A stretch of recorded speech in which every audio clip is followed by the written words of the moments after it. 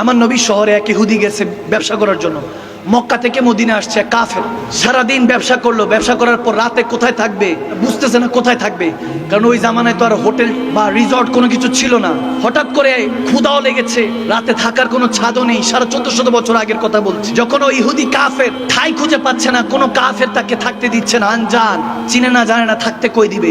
এমত অবস্থায় যখন একজনের কাছে জিজ্ঞাসা করলো, ভাই কার কাছে গেলে ঠাই পাই, তখন একজন ব্যক্তি দেখিয়ে দিল মদিনার মধ্যে একজন ব্যক্তি থাকে যার কাছে দেখবা কোনো জায়গায় ঠাই পাবা না, ওই জনের কাছে গেলে ঠিকই ঠাই পাবা। সুবহানাল্লাহ। তিনি মদিনার কামলিওয়ালা নবী, মুসলমানদের ইমাম, মুসলমানদের পয়গম্বর নবী মুস্তাফার কাছে যাও। ওই কাফের যখন গেল নবীজির দরবারে, নবীজি তাকে বলল কি চাই, বলতেছে রাতে থাকার উপায় নেই, একটু কি আশ্রয় পেতে পারি? আমার নবী বলে সমস্যা নাই, আমার ঘরে থাকবা। সুবহানাল্লাহ।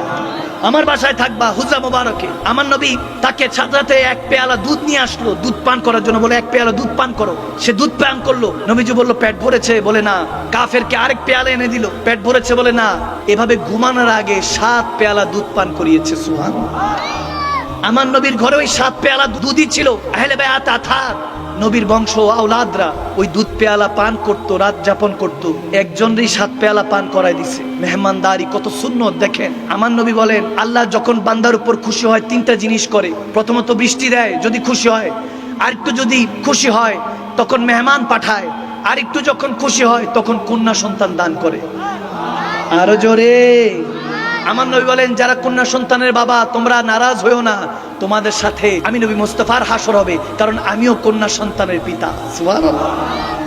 আল্লাহু আকবার। যখন নবী 7 পেয়ালা দুধ পান করিয়ে দিলেন, ওই কাফের পেট ভরে, বলে এখন পেট ভরেছে, এখন সে ঘুমিয়ে পড়লো। আমার নবীর আওলাদরা আমার নবীজি সহ না খেয়ে ঘুমিয়ে পড়লেন নামাজ কালাম পড়ে। নবীজির বংশ আরাম করে ঘুমালেন, না খেয়ে আরামের ঘুম। কাফের 7 পেয়ালা দুধ পান করো, আরামের ঘুম আসে না। চিন্তা করতেছি ইনি তো সেই নবী যাকে কষ্ট দিয়েছি, ইনি এরকম সুলুক, এরকম ব্যবহার করলো আমার সাথে, আমাকে কি চিনতে পেরেছে না কি বুঝতে পারছে না। তার মন উতাল পাতাল হয়ে গেল, বলে এত জুলুম করলাম, এটাই কি ইসলাম? এত সুন্দর ভ্রাতৃত্ব, এত ভালোবাসা, উদারতা। আর মনটা পরিবর্তন করে দিল আল্লাহ। যখন রাত শেষ হলো তার ঈমান ফজরের সূর্য নিয়ে উদয়মান হলো। সুবহানাল্লাহ। যখন ফজর আজান পড়লো, আমার নবী কাছাকাছি গেলেন, বলে ঘুম ভালো হয়েছে? বলে ইয়া রাসূলুল্লাহ ঘুম তো ভালো হয় নাই, আমাকে তাড়াতাড়ি কলমা পড়া যাতে ঘুমটা ভালো হয়। সুবহানাল্লাহ। বলে হেদায়েতের মালিক কে? হেদায়েত দিয়ে দিল আল্লাহ। কালমা পড়ে মুসলমান হয়ে গেল। আমার নবী বলতেছে আপনার সকাল সকাল হয়তো বা ক্ষুধা পেয়েছে। নবীজি আর একটু দুধ নিয়ে আসলেন, বকরির দুধ নিয়ে আসলেন। দুধ দিয়ে যখন 1 পেয়ালা দিল, 1 পেয়ালা পান করলো। এখন বলতেছে আর একটু আনবো। তখন বলে ইয়া রাসূলুল্লাহ, কারণ সাহাবী হয়ে গিয়েছে তো, বলে ইয়া রাসূলুল্লাহ 1 পেয়ালাতেই পেট ভরে গিয়েছে।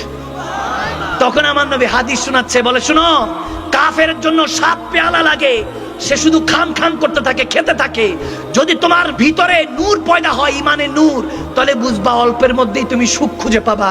আর যদি তোমার মধ্যে জুলুম থাকে, কুফরিয়াতের অন্ধকার থাকে, 7 পেয়ালা লাগবে। যখন নূর প্রবেশ করেছে, বলে ইয়া রাসূলুল্লাহ 1 পেয়ালাই কাফি। তখন আমার নবী বলতেছে তুমি মুমিনের খাতায় নিজের নাম লিখিয়েছো, এজন্য 1 পেয়ালা দুধই তোমার জন্য যথেষ্ট। সুবহানাল্লাহ।